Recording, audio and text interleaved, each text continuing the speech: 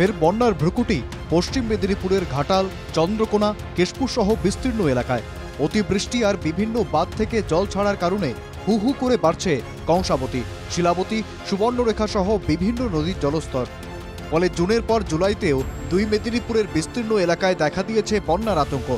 বৃহস্পতিবার মেদিনীপুর শহরের আনিকাট বাঁধ পরিদর্শনে এসে তথ্য পরিসংখ্যান সহ তুলে ধরেন সেচমন্ত্রী ও জেলাশাসক।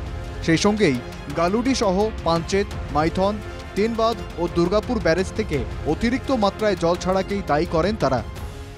গালুডি থেকে গতকাল সন্ধ্যে অবধি 1,42,000 জল ছেড়ে দিয়েছে। কোনো কন্ট্রোল নেই আমাদের মুখ্যমন্ত্রী মমতা বন্দ্যোপাধ্যায় বারবার ধরে কেন্দ্রীয় সরকার এবং সংশ্লিষ্ট রাজ্যগুলোকে অনুরোধ করছেন কিছু করার আগে আমাদের সঙ্গে একটু কথা বলুন, করছেন। বাধ্য হয়েই তাই ফুলে ফেঁপে ওঠা নদীগুলি থেকে জল ছাড়তে শুরু করেছে সেচ দপ্তর। মেদিনীপুর শহরের অদূরে কংসাবতী নদীর উপর অ্যানিকাট বাঁধ থেকে শুরু হয়েছে জল ছাড়া। ফলে নতুন করে জলমগ্ন হতে শুরু করেছে মেদিনীপুর সদর মহকুমার কেশপুর, খড়গপুর মহকুমার কেশিয়ারি, দাঁতন সহ বেশ কিছু এলাকা। কিন্তু যদি আরও বৃষ্টি হয়, সিন্স আমাদের ক্যাচমেন্ট এরিয়া বাঁকুড়া, পুরুলিয়া, সেখান থেকে জল এখানে আসে, তো we are really worried about that. তো we are continuously monitoring the situation.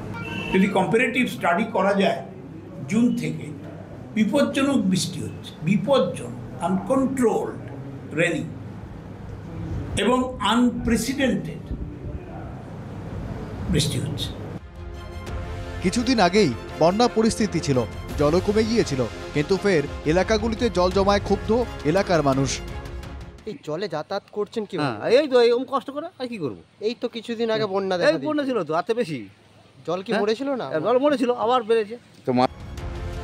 গত বছরের তুলনায় বৃষ্টি বেশি হয়েছে এবছর। বৃষ্টির কারণে বেশ কিছু এলাকা জলমগ্ন রয়েছে। ফের বন্যা পরিস্থিতি না হলেও ঘাটাল, দাসপুর, ডেবরার মতো এলাকাগুলিতেও প্রতিনিয়ত নজরদারি করছে স্থানীয় প্রশাসন। পশ্চিম মেদিনীপুর থেকে অলোক সাঁতরার রিপোর্ট, NK টিভি বাংলা।